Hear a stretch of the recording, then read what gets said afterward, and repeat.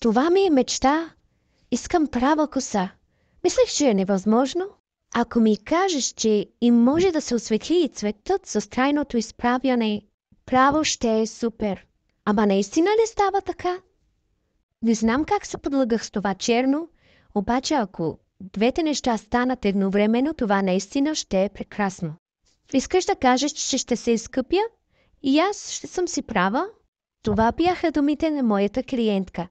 Да, мили мои, прекрасни момичета. Не само цветът ви вече няма да е черен, а също така ще се къпете, къдрите и каквото пожелаете, но косата след къпане ще си бъде права. Мечтите в моя салон се сбъдват много ясно. Даже и магиите съществуват. Изричам думите абракадабра и вече от вашето портмоне няма 200 лева.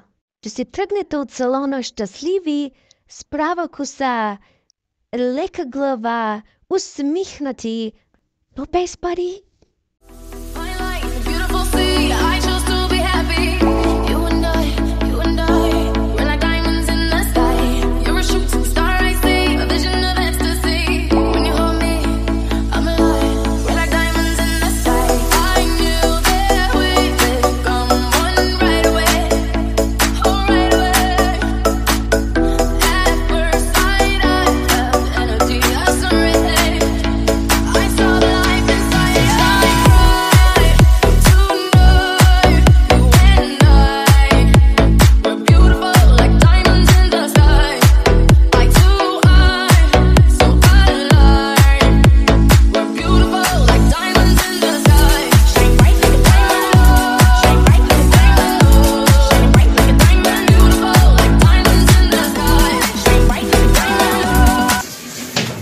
Определено има и друга процедура.